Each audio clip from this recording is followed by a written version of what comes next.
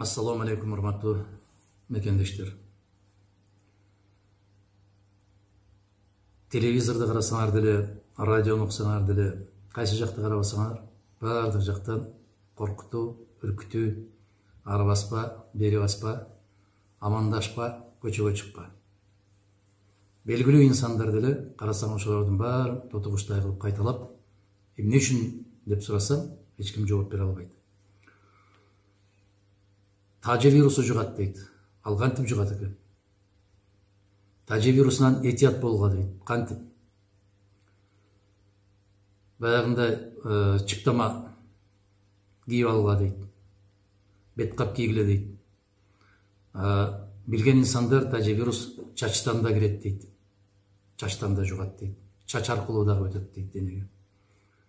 Бир сөз менен айтканда, сабатсыздык, караңгылык, маалыматтын жетишпегендиги биздин мамлекетибизде аябагандай катуу будуңчаңга салды. Абдан кыйынчылык жагдай түзүлдү. Бул кыйынчылык экономикалык жагынан эле эмес, психологиялык жагынан дагы катуу сокку урду. Экономикалык жагынан күнүмдүк оокатын таап, базарларда ар бир күндүк нанын ошол күнү таап аткан биздин миңдеген азаматтарыбыз жумушсуз калып, эртеңки келечеги аябагандай катуу бүдөнүк. Мына ушул эртеңки күнүн ойлоп, кандай болор экен деген ой санаалар, анан бул оору кандай жугат экен деген коркуу сезимдери баары аралашып келип, будуңчаң адамдын ичинде аябагандай уйгу туйгуларды пайда кылды.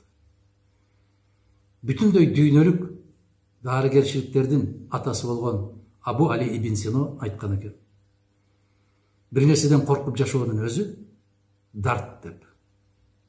Кыргыз бийлиги бүгүн бүтүндөй коомду ошондой дартка кабылдырды. Дартка чалдыктырды. Коркутуу, үркүтүү. Чочулабы, же болбосо кандайдыр бир даражада ушундай бир кырдаалды түзүү бүгүнкү бийликке аябай катуу пайда алып келип атат. Сыртка чыгып, киши менен амандашпай калды.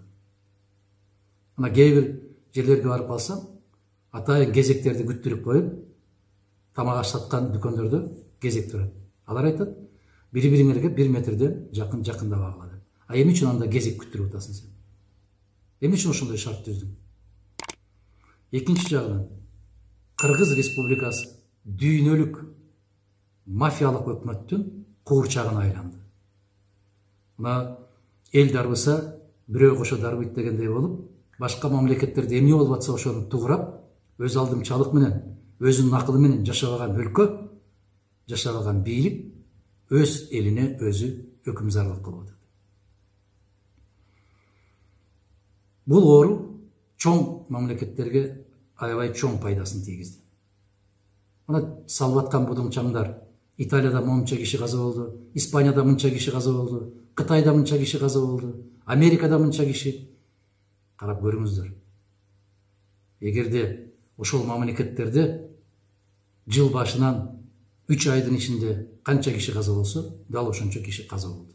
Андан ашыкча киши каза болгон жок. Демек, бул мыйзам ченемдүү көрүнүштөр. Кыргызстанда дагы тажылуу вируска ушунча киши чалдыкты дейт. Аттарын атап койбойсуңарбы? Кимдер алар? Көрсөтпөйсүңөрбү? Кайсы кишилер? Кайдан жуктурду? Эмне болуп жуктурду? Жуктурганына канча күн болду? Кыргыз мамлекет эмес, илимдин эң алдыңкы катарында жүрөбүз деген өнүккөн өлкөлөр дагы ага каршы эч нерсе ойлоп табай элек. Бул аскер жаатында колдонулуучу адамдын колунан пайда болгон өтө коркунучтуу вирус. Бирок ал барбы жокпу, эч ким билбейт. Эч ким көргөн жок. Эч ким анын аныктамасын бере албайт. Биздин республикабызда грипптин эле канча түрлөрү бар экенине, а ошол ооруп аткан киши кайсы түрү менен ооруп аткандыгын аныктай албаган лаборатория коронавирусту аныктап калдыбы? Мен ишенбейм. Бул жасалма түрдө түзүлгөн жагдай, кырдаал. Ушул аябагандай катуу будуңчаңдын аркасында чоң глобалдуу саясат жатат. Бул Германияга абдан пайдалуу болду. Эмнеге? Миллиондогон качкандар Сириядан, башка тараптан Германияга кирип кетүү коркунучу пайда болгондо, ушуну тып токтотту. Францияга аябай чоң пайдасын берди. Бийликке каттуу талап коюп, сары чыптамалар, желтый жилеты чыгып атканда мына тыйып токтотуп койду. Эмнеге? Коменданттык саат киргизди. Жөнөкөй учурда коменданттык саат киргизсе, анда эл аны көтөрмөк эмес. Кандай жол менен киргизүү керек? Коркутуу жолу менен. Аны дагы тез коркунучта турган коомдон пайдаланып, мыйзамдарды шакылдатып алып салыш керек. Керектүү мыйзамдарды. Италияда бир жылда токтобой койгон өкмөт, кайра шайлоолор болуп аткан өкмөт тып токтоду да калды. Ошон үчүн ызы-чуу, будуңча ал жерде эң көбү. Украинаны карап көрүңүздөр. Бул жактан тажылуу вирус деп айгайды салып коюп, көчөгө кишилерди чыгарбай коюп, түнү менен парламентти айыл чарбага таандык болгон жерлерди сатуу жөнүндө мыйзамды кабыл алышты. Бул чыккынчылык. Башка мамлекеттерди карасаңыздар, адам эркиндигин тыюу жөнүндөгү мыйзамдардын баары бир күндө 3 окуудан кабыл алышып, мыйзамдаштырып отушат. Бул өтөт. Өткөндөн кийин кайда болобуз биз? Белоруссиянын президенти Александр Григорьевич Лукашенко каттуу маселе койду. Булар өтөт. Ошон үчүн Белоруссия өзүнүн позициясын кармап келет. Эртең биз бул тажылуу вирус коркунучу, дүйнөлүк атайын колдон жасалган коркунуч бүткөндөн кийин биздин ордубуз кайда болот? Бул дүйнөлүк масштабтагы менчикти бөлүштүрүү саясаты жүрүп атат. Байлыкты бөлүштүрүү саясаты жүрүп атат.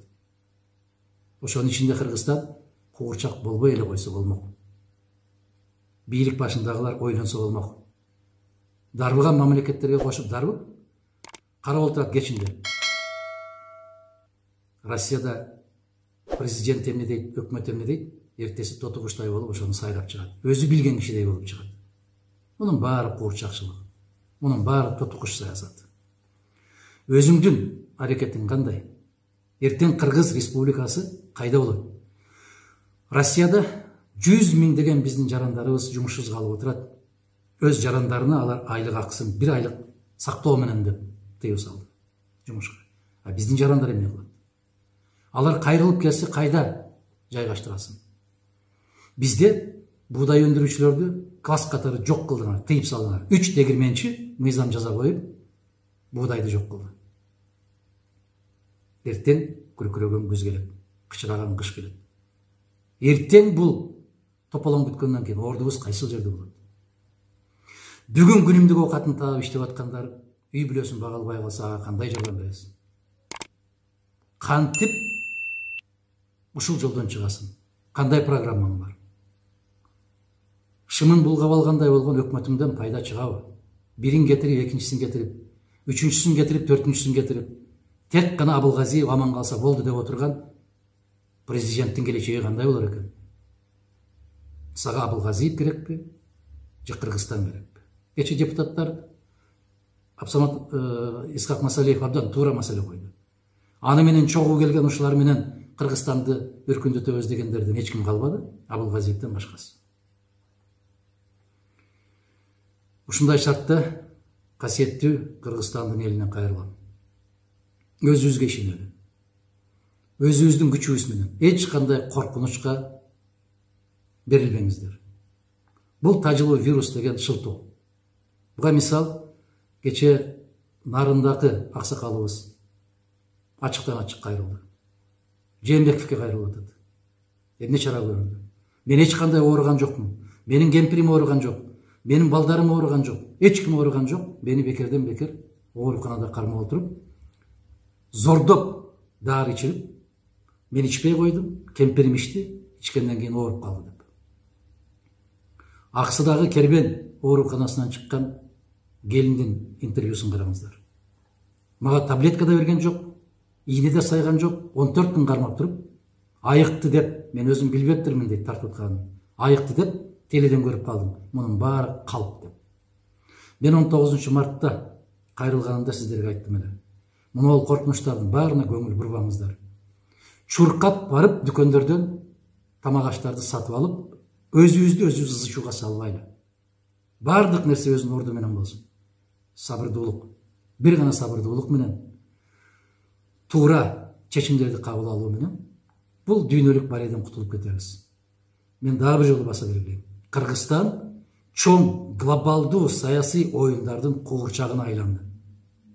Аябай активдүү ойноп берип атат ушул ролду. Эмненин себебинен?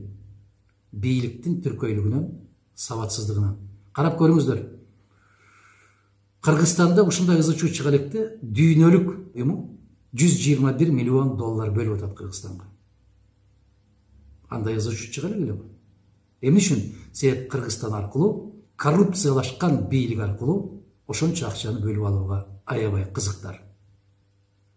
Болбосо кезинде СПИДти жашырып койгондугу боюнча глобалдуу фонд жылына $27 миллион тегерегинде каражат бөлүп турчу эле. Алар бөлгөндү токтоткон. Эмнеге? Кыргызстандагы бийлик коррупциялашкан деген. СПИДти жашырып, биринен бир канча жолу колдонгон, азаматтарга чара колдонгон жок. Демек кыргыз бийлиги СПИДти токтотууга кызыктар эмес экен деген чечим чыгарышып, кызматташууну токтотушкан. Бүгүнкү күндө дагы Кыргызстанга ошондой акчаны бөлдү. Эмнеге? Коррупциялашкан бийлик менен акча бөлүшүү аябай жеңил, эң керемет жолдордун бири. Мен касиеттүү Кыргызстандын элине кайрылам. Ыйманыбызды бекем кылалы, пейилибизди ток кылалы, өзүбүз тазалык жагына бекем көңүл буралы. Мына сыртта кыйналып аткан, айрыкча Новосибирскинин аба майданында жатып калган кыргыздарга сабырдуулук тилейм. Биздин өкмөт бир учакты жиберип силерди ала албагандан кийин калганын кыйратат деп ойлойсуздарбы? Мен дайым баса белгилеп жаман көрүнүп келем.